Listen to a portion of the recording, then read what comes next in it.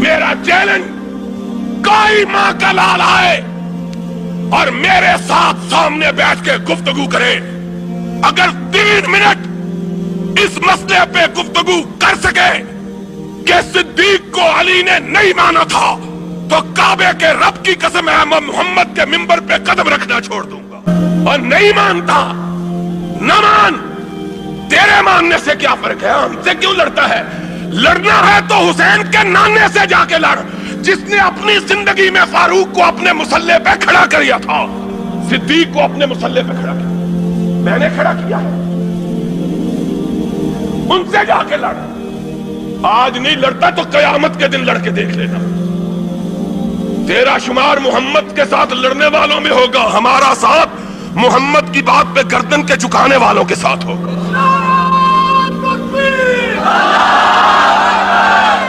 تو نہیں مانتا، تو کون ہوتا ہے نہیں مانتا؟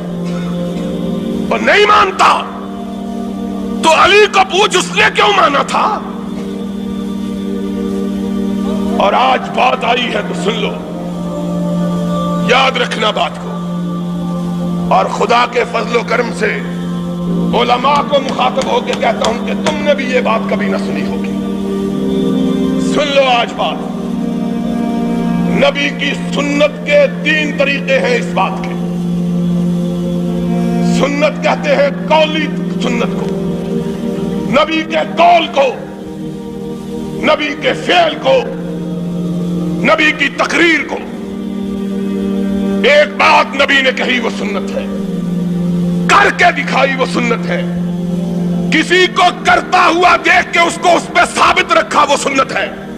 آؤ اور میں تمہیں بتلاؤں، اور نبی نے ابو بکر کی امامت کو 3 سنتوں سے ثابت کیا ہے۔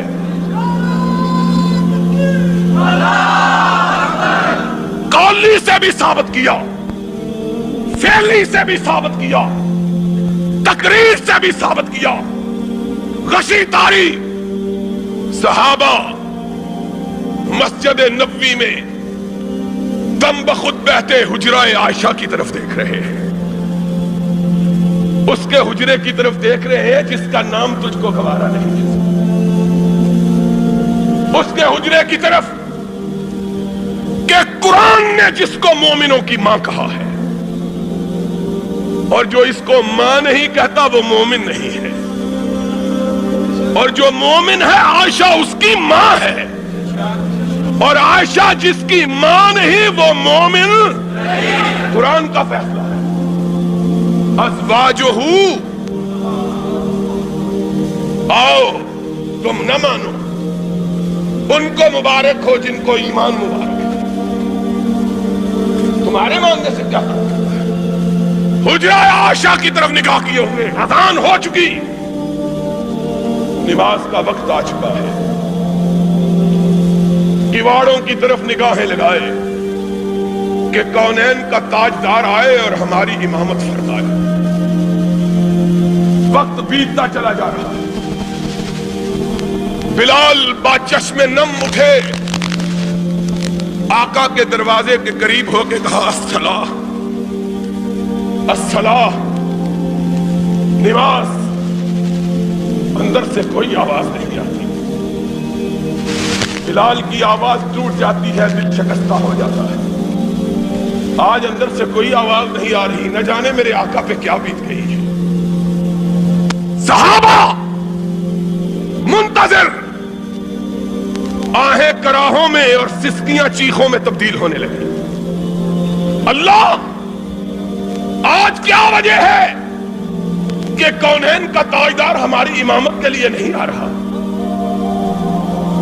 سرور کائنات بیماری کے عالم میں اپنے بستر پہ تشریف فرما، امہات المومنین گرد میں بیٹھی ہیں، آقا نے آنکھ کھولی۔ آقا، صحابہ آپ کی آمد کے منتظر، اور بلال کئی دفعہ آواز دے چکا، صدا دے چکا ہے الصلاۃ۔ نگاہ اٹھائی، فرمایا مروا ابا بکر فلیصلی بالناس، جاؤ اور فیصلہ آج اسی بات پہ کر لو۔ کب کہا؟ کو کہا اور کیا کہا؟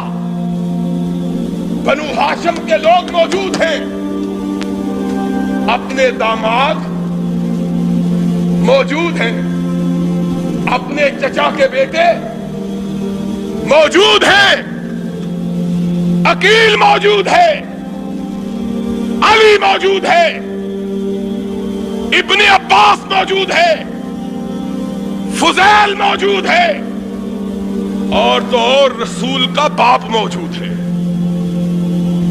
وہ باپ جس کے متعلق آقا کائنات نے کہا تھا ان عباس امی سن وہ ابھی، عباس میرا چچا ہی نہیں محمد کا باپ بھی ہے۔ اور وہ عباس جب جنگ بدر میں قیدی تھا اور قیدیوں کے ساتھ بنا ہوا تھا تو صحابہ کہتے ہیں ہم نے آقا کے خیمے پہ نگاہ ڈالی، دیکھا کہ آقا کے خیمے سے سسکیوں کی آواز آ رہی ہے۔ لوگ اجازت پا کے حضور میں حاضر ہوئے، یا رسول اللہ آپ اور آپ کی آنکھوں میں آنسو۔ فرمایا میرا چچا عباس قیدیوں میں بندھا ہوا ہے، محمد کو چین کیسے آ سکتا ہے؟ وہ چچا عباس ایمان لا چکا، اسلام قبول کر چکا اور سرور کائنات کے دست مبارک سے خلعت فاخرہ حاصل کر چکا۔ صرف چچا ہی نہیں، بنو ہاشم کا سردار بھی۔ اور کیا کہوں، تمہاری روایات کے مطابق حسن بھی موجود ہے، حسین بھی، لیکن امامت کے لیے میرے آقا تو نے پکارا تو کس کو پکارا؟ یہ سارے موجود، کہاں مرو ابا بکر فلیصلی بالناس، جاؤ میرے چچا عباس کو کہو، میرے داماد علی کو کہو، میری دو بیٹیوں کے شوہر عثمان کو کہو، میرے لخت جگر حسن کو کہو، فاطمہ کے جگر گوشہ حسین کو کہو، تم پیچھے کھڑے ہو جاؤ، عائشہ کا باپ آگے کھڑا ہو جائے۔ مرو ابا بکر فلیصلی بالناس، جاؤ ابو بکر کو کہو آگے کھڑا۔ اور کس کی مجال ہے کہ دم مارو؟ کوئی اعتراض کر کے دیکھے تو صحیح، اور اعتراض کرنا تھا تو اس دن کرتے، کیوں نہیں کہا؟ آقا کس کو آگے کھڑے کر رہے ہو؟ کون بولے؟ کس کی مجال ہے کہ لفظ اٹھائی کرے؟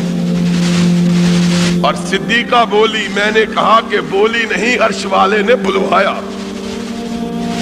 تاکہ بات پکی ہو جائے۔ کہا یا رسول اللہ کسی اور کو کہہ دیجیے۔ نگاہ اٹھائی، فرمایا لا ينبغي لقوم ان يكون فيهم ابو بکر ان يؤمهم غيره، ابو بکر کے ہوتے ہوئے کوئی دوسرا محمد کے مصلی پہ کھڑا ہونے کی جرات کر سکتا ہی نہیں ہے۔